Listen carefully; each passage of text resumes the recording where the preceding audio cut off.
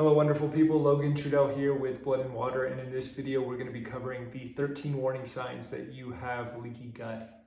If you don't know what leaky gut is, to make it as simple as possible, you have a digestive tract that runs from your mouth to your anus. Your digestive tract is like a donut. So imagine on this side, right here, you have your mouth, and on the other side, you have your anus, right? And so we go from mouth all the way down, esophagus, stomach, small intestines, large intestines, anus, okay? So the way the body works is that's like a hole, if you imagine a donut. It's supposed to go all the way through.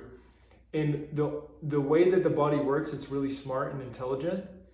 It is trying to keep the food that you digest within that tract, and it extracts the nutrients from that food and it goes to the body. It doesn't want big particles going into your body, otherwise you have issues. So when the gut becomes leaky, what that means is your intestinal wall, essentially your intestines, your small intestines, particularly as well as your large intestines, they can start to open up.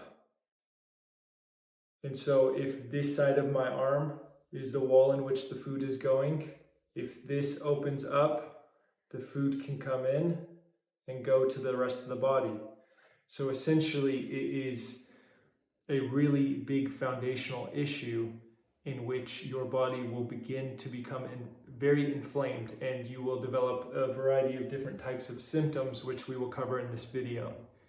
So if you have any belief that your gut might be leaky, the first thing that you can do, which is free, is you can identify the subjective symptoms. So I'm going to cover that in this video. The next thing you can do, if you really want to, you could do like a stool sample test. They have companies like Viome, which is roughly around $99.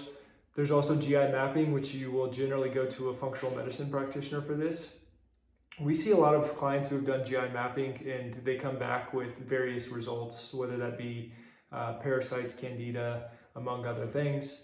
But at the end of the day, you want to go back to what is the root cause of all of this. And if we look at your big foundational pillars in your health picture, the most important things are breathing right, thinking right, moving right, eating right, sleeping right. These are foundational pieces that people like Paul Chek, the holistic godfather, like really harp upon with their clients. And so if you're not doing any of these things correctly, your health is going to be worse. So right now, let's go ahead and go into some of the symptoms to understand leaky gut. But again, if you want more of a comprehensive understanding, GI mapping or Viome can give you like more metrics on either fungus, protozoa, and there's very few companies that are doing parasites, right? Like if you have a ridiculously high parasite load with a test that is, most of the parasite tests are going to give you the same couple of parasites that pop up for some people, but there are so many parasites out there that cause issues, and many of these parasitic, you could call them entities, or many of these parasites are very, very, very good at not being detected.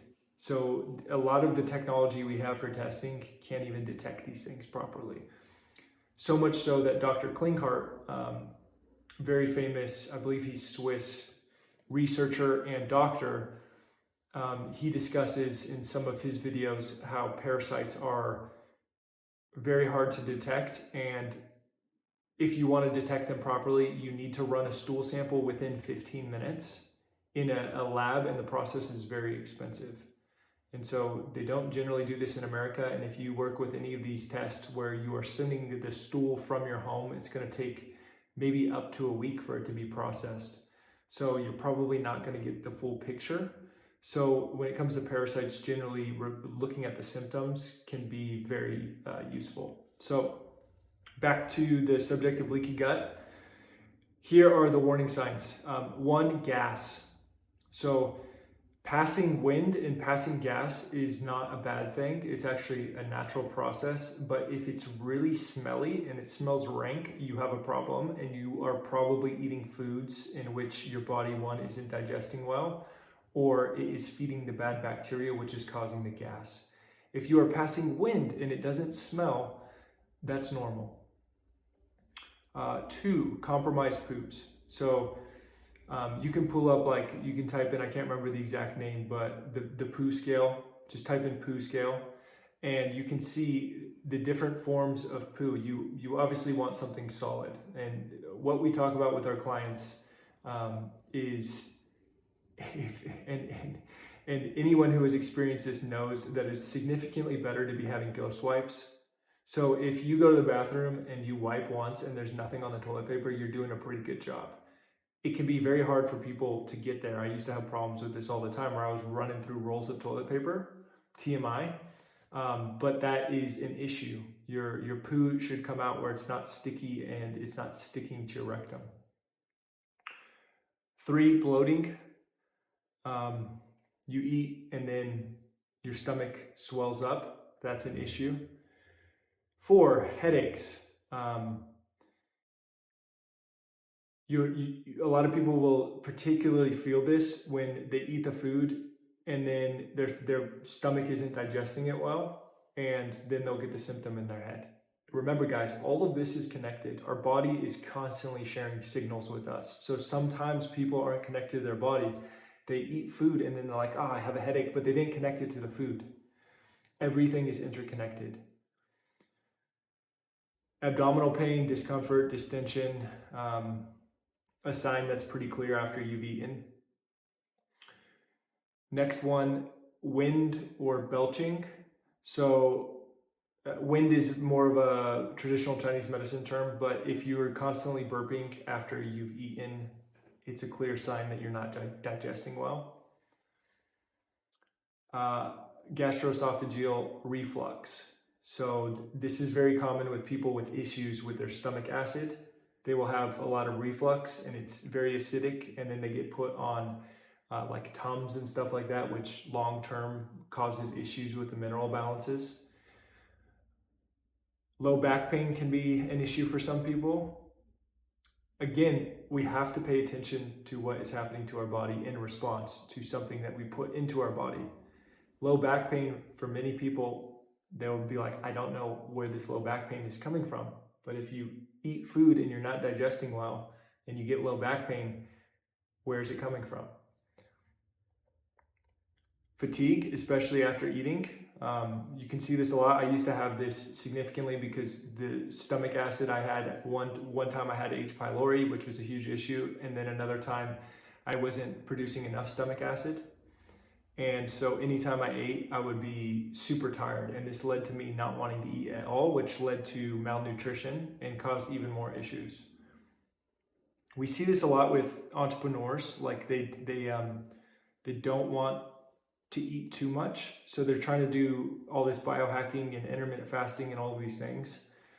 And it's actually causing issues because if they just get the right supplement and they have the right practices when they're eating and they're eating the right foods, their digestive system will improve to the point. Now, obviously, we need to seal the leaky gut, but once that improves, then energy levels go up.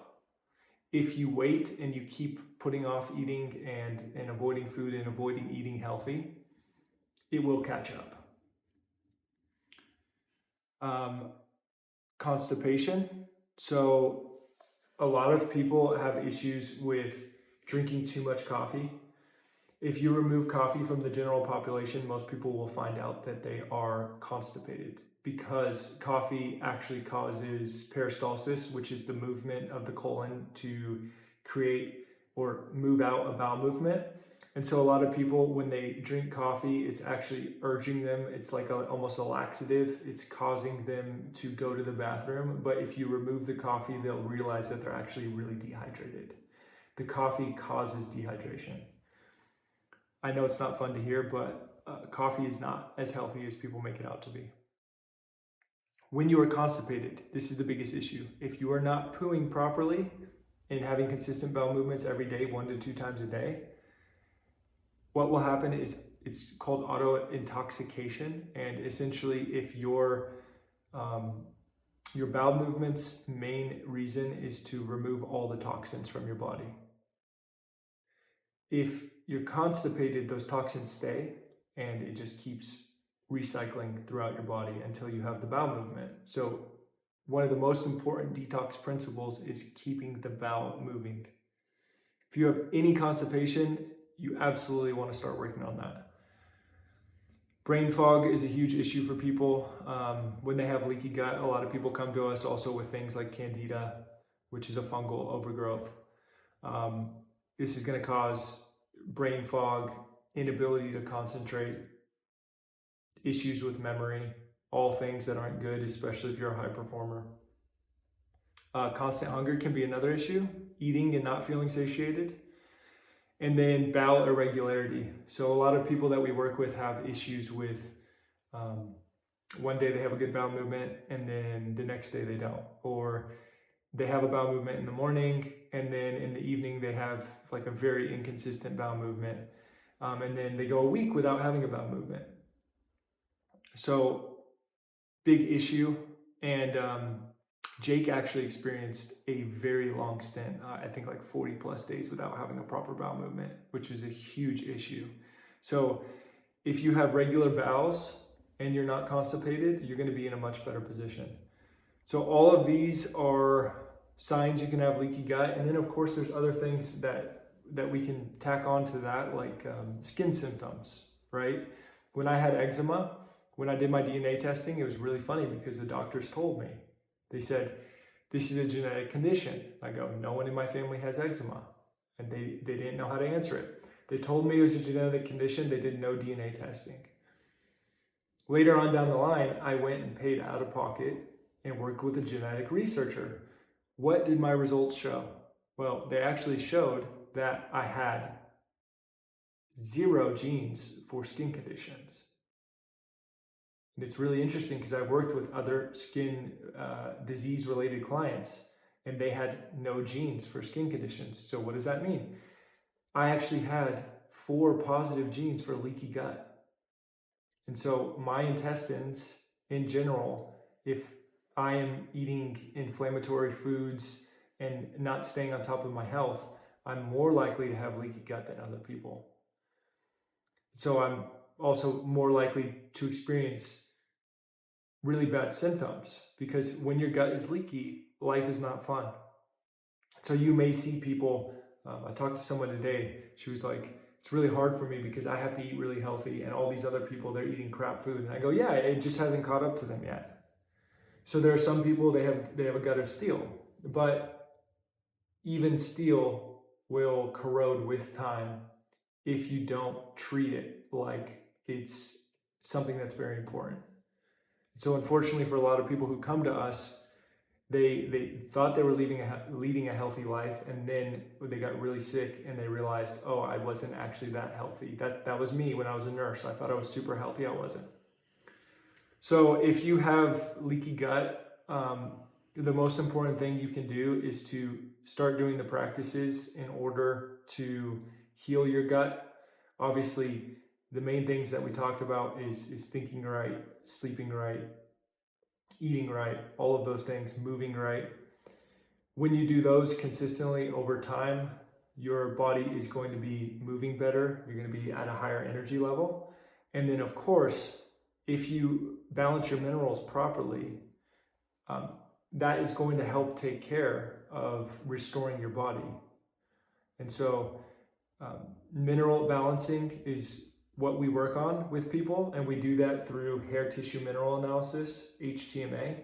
That is a test that allows us to see what's going on inside your body. Many of the people we work with, we have to help them with gut issues, because the gut is the first thing you want to work on if you start the detox process. Because with HTMA, we can see what kind of metals you have in your body. Most people we see have aluminum, and then there's people that have various other types of metal like lead and mercury, which are really bad and they're neurotoxins. So when we heal the gut and seal it, Then our ability to excrete the pathogens through mineral balancing, the pathogens, the metals, the things we don't want in our body, it increases significantly because our gut is sealed and all of those toxins can leave. If your gut is not sealed and you start pulling mercury out, it will just go back. And so we do see people who have done like heavy metal chelation and they had a leaky gut and nobody asked them about it. It's like really dangerous. So you want to make sure that you have the right process with the right people who have done it before and understand these things in order to be able to get results. So if you have any questions, go ahead and comment below. If you like the video, give it a like, and we will see you in the next one. Later.